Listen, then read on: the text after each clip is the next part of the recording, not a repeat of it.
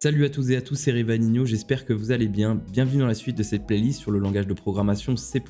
Dans cette vidéo, on va aborder la notion d'arithmétique des pointeurs. C'est une notion importante que vous avez besoin de connaître pour vraiment maîtriser la notion de pointeur, pour maîtriser la gestion de la mémoire, pour savoir exactement ce qui se passe avec la mémoire lorsque vous l'allouez, comment est-ce que ensuite vous pouvez interpréter tout ça, parce qu'il faut savoir que les nombres que le compilateur va nous renvoyer sont généralement en base hexadécimale, donc ce sera à nous de faire la conversion. Donc je vous en dis pas plus pour l'instant. Sachez que l'arithmétique des pointeurs, c'est vraiment une notion, on va dire, de bas niveau qu'il faut connaître. Alors, dans le C++ moderne, on va privilégier l'utilisation d'allocations dynamiques et de pointeurs intelligents. Là, on va manipuler ce qu'on appelle des raw pointers en anglais, donc des pointeurs bruts. C'est pas conseillé de le faire dans des applications qui sont vraiment des applications un peu poussées parce que de toute façon, on a des outils, on a des bibliothèques, tout un tas de fonctionnalités C++ qu'on a à notre disposition, notamment des classes, des bibliothèques dont on va se servir, comme par exemple ce que je vous ai dit à l'instant, les smart pointers, qui sont des pointeurs intelligents et qui vont s'occuper de tout gérer au niveau de la mémoire, de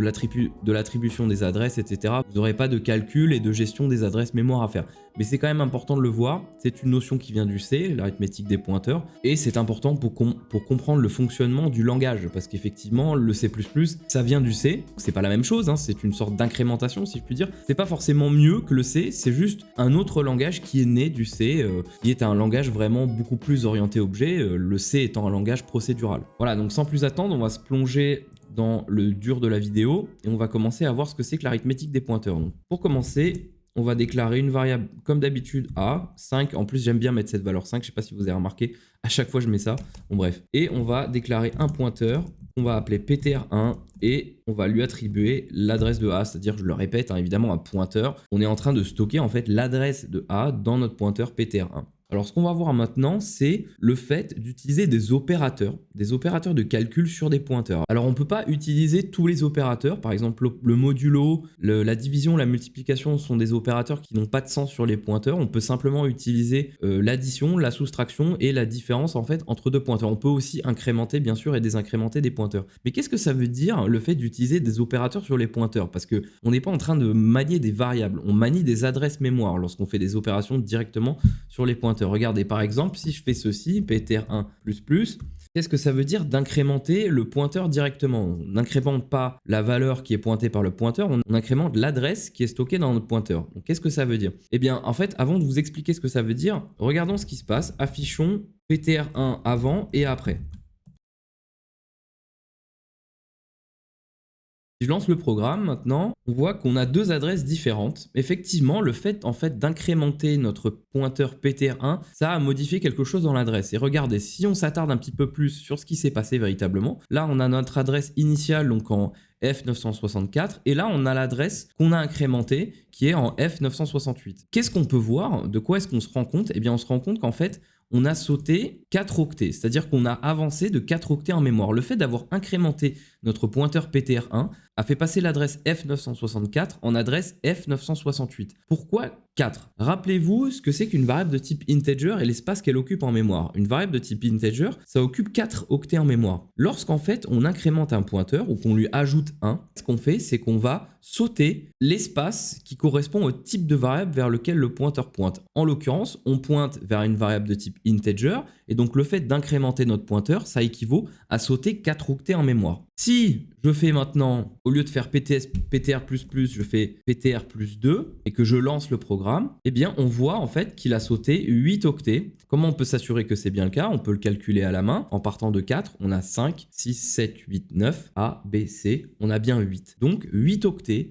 ont été sautés dans la mémoire. 8 octets, ça équivaut bien à l'espace de 2 integers. Et là, on voit qu'on a sauté d'un facteur 2. Le facteur 2 équivaut à 2 fois l'espace pris en mémoire par un integer. De même, si on fait par exemple maintenant 4, et ça sera le dernier exemple de ce genre, on est passé de A24 à A34 et on a 16 octets et on peut le vérifier. Donc 5, 6, 7, 8, 9, A, B, C, D, E, F, 0, 1, 2, 3, 4. Donc on a bien 16 octets qui ont été sautés dans la mémoire. De manière analogue, on peut soustraire des valeurs bien évidemment à notre PTR ou on peut désincrémenter notre pointeur comme ceci. Voilà, là si j'affiche encore une fois, On a donc l'adresse 804 qui est passée à l'adresse 800. Donc on a reculé, si vous voulez, de 4 octets en mémoire. Et ça équivaut à désincrémenter notre pointeur de 1. Maintenant, si je change le type de mon pointeur, que je prends par exemple un pointeur de type bool, donc là évidemment on est obligé de changer le type de pointeur aussi, parce qu'on a changé le type de variable. On va commencer avec l'incrémentation. Le fait d'incrémenter notre pointeur de type bool, vers une variable de type bool, eh bien, comme vous pouvez le voir, on a fait un saut non plus de 4, on fait un saut non plus de 4 octets, mais d'un seul octet. Pourquoi? Parce qu'un bool, une variable de type bool, ça prend un seul octet en mémoire et pas 4 comme un integer.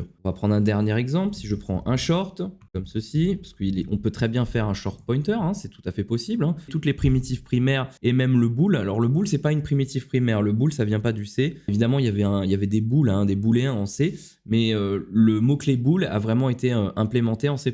Parenthèse fermée, si je lance mon programme, voilà, on voit que, évidemment, comme prévu, une variable de type short faisant 2 octets en mémoire, le fait d'incrémenter un pointeur qui pointe vers une variable de type short, eh bien, on effectue un saut de 2 octets dans la mémoire. Maintenant, ce qu'on va faire, on va se débarrasser de ces deux lignes et on va déclarer une seconde variable, bon, short, peu importe. Non, on va revenir sur des int, on va revenir sur des... Non, vous savez quoi, on va rester sur des shorts. On va rester sur des shorts. Celle-ci, on va lui assigner valeur de 3. On va déclarer un second pointeur de type short aussi, qu'on va appeler ptr2, auquel on va attribuer l'adresse mémoire 2b cette fois-ci. Et là, on va faire ptr2 moins ptr1. On lance le programme et voici ce qu'on a. On a 16. Alors 16, ça correspond à quoi? Je ne vais pas vous le dire tout de suite, mais pour qu'on se mette tous ensemble sur la voie, en fait, ce que je vais faire, c'est que je vais rajouter une ligne sur laquelle je vais afficher les adresses de nos deux pointeurs, en commençant par ptr2. Là, je vais mettre un espace et on va afficher ptr1. Et là, on va regarder un petit peu les deux adresses de nos deux pointeurs. Enfin, pas les adresses de nos deux pointeurs, mais les adresses qui sont stockées dans nos deux pointeurs. Et on va voir à quoi peut correspondre ce 16. Donc là, on a notre première adresse, donc de l'adresse à l'intérieur de ptr1 qui renvoie vers A du coup, qui est en B3 F9 54 et notre seconde adresse qui se trouve dans ptr2 qui est B3 F9 34. Prenons une petite calculatrice et voyons si on fait la différence des deux. Donc en hexadécimal, les adresses mémoire sont en hexadécimal. Donc hexadécimal, là on va juste prendre F954 et on va lui retirer F934. Alors là, on a un résultat de 20. Ça ne veut pas dire grand chose pour l'instant, mais regardez qu'on a en décimale. En décimale, on a l'équivalent de 32. En fait, ce qu'il faut savoir, il y a une formule un petit peu toute simple pour calculer la différence de deux pointeurs. La différence de deux pointeurs, c'est l'adresse du premier moins l'adresse du deuxième, le tout divisé par la taille du type de variable vers lesquelles nos deux pointeurs pointent. Là, il s'agit de short, et donc du coup, ce qu'on fait, c'est qu'on divise par 2 parce qu'un short prend 2 octets en mémoire. Si je divise 32 par 2, on se retrouve avec 16. On se retrouve en fait avec le résultat qu'on a juste en dessous, qui est le résultat de la différence entre ptr2 et ptr1. Donc on a bien trouvé le même résultat avec la calculette et le résultat qui était affiché dans notre fenêtre de débogage. Mais du coup, plus concrètement, à quoi ça correspond? Bien en fait, ça correspond au nombre de sauts. Rappelez-vous, lorsqu'on incrémente, donc on rajoute une certaine valeur de 1 ou plus à un pointeur de type, je ne sais pas, integer, eh bien, on fait des sauts. Donc le nombre de sauts d'espace qu'on va faire dans la mémoire, eh bien, on est obligé de multiplier par la taille du type de variable qu'on considère. Donc en fait, là, le 16 correspond au nombre de sauts qu'on va faire lorsqu'on incrémente un pointeur en termes de variables de type short. Si on était sur des variables de type integer, on aurait 16 sauts, mais du coup 16 sauts, ça ne représenterait plus 32 octets en mémoire, mais 64, puisqu'on multiplierait par 4, puisque 4 c'est la taille d'un int en mémoire. Voilà, donc j'espère que c'est clair, j'espère que mes explications vous auront satisfaites et que vous avez compris du coup. On va passer à la suite. Donc je vais juste, avant de terminer et de vous parler d'une dernière petite chose dont j'avais déjà parlé dans des vidéos précédentes sans rentrer dans les détails, on va juste faire un petit récapitulatif. Je vais mettre tout ça en commentaire. Donc il faut savoir que lorsqu'on fait ptr plus i, avec i une valeur quelconque, qui est un entier. Alors ça je ne l'ai pas dit, mais c'est très important de le savoir. I est forcément un entier. Ça ne peut pas être un float. Ça n'a aucun sens d'ajouter une valeur décimale à un pointeur, puisqu'un pointeur, ça a une adresse et en hexadécimale.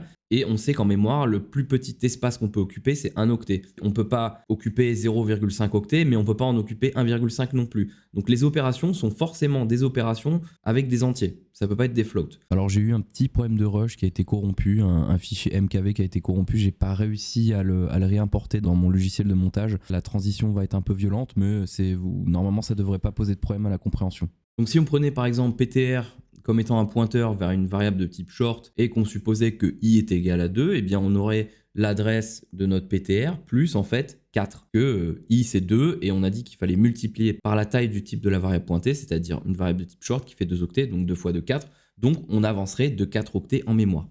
Ici ensuite, le fait de faire ptr2 moins ptr1, ça équivaut à faire adresse de ptr1 moins adresse de ptr2, le tout divisé par la taille du type des pointeurs. Donc comme on l'a vu, là si je relance le programme juste pour une dernière fois regarder ce qui se passe, donc là on a bien l'adresse de ptr, excusez-moi, c'est plutôt ptr2 moins ptr1 en fait, comme ceci. Donc là on a bien l'adresse de ptr2 qui équivaut à fba4, moins l'adresse de ptr1 qui équivaut à fb84. Si on fait la différence des deux et qu'on divise par la taille des types de pointeurs, c'est-à-dire des types short, eh bien on aura bien 16 à la fin comme on l'a vu tout à l'heure. Alors j'aimerais juste terminer sur une toute petite chose, une fonction qu'on a déjà vue, mais j'aimerais qu'on en parle légèrement plus en détail. C'est la fonction sizeOf. On va se séparer de tout ça, on n'en a plus besoin. On va juste garder une seule ligne d'affichage de la fonction cout. Imaginons que je fasse ceci, sizeOf 8 plus 7. À votre avis, qu'est-ce que la fonction va me renvoyer? Est-ce qu'elle va me renvoyer la somme de 8 plus 7 ou est-ce qu'elle va me renvoyer autre chose? Voyons ça tout de suite. Elle me renvoie 4. Pourtant, 8 plus 7, ça fait pas 4. Non, effectivement, c'est en octets. 8 plus 7, c'est un integer. Il estime que 8 c'en est un, 7 c'en est un, mais que la somme aussi c'en est un. Donc que vous mettiez une somme, une différence ou un produit, tant que vous faites la somme, la différence ou le produit de deux integers, le type de retour, ça va être un integer aussi. Donc lorsque vous faites ceci, le fait d'appeler sizeOf, ça va calculer non pas la somme des deux valeurs que vous avez dans les parenthèses, mais le type de variable du résultat. De même, si je fais ceci, un petit peu différent, mais un petit peu similaire en même temps, sizeOf une lettre, donc un caractère, bien évidemment, je pense que vous avez compris maintenant, il va me renvoyer 1. Parce que là, il s'agit tout simplement d'un char. En fait, il estime que c'est un char. Voilà, alors c'était une petite aparté que je voulais faire. C'est pas directement lié à la notion d'arithmétique des pointeurs, mais c'est quand même lié à la gestion de la mémoire, du type de variable, de l'espace qu'elles prennent en mémoire, etc. Voilà, donc on va s'arrêter là. Si vous avez des questions, n'hésitez pas à les poser dans les commentaires. Si vous avez aimé cette vidéo, n'hésitez pas à mettre un petit pouce bleu. N'hésitez pas à vous abonner si ce n'est pas encore fait, ça me donne énormément de force. Moi, je vous dis à bientôt dans la prochaine vidéo de cette playlist sur le langage de programmation C++. Ciao, ciao!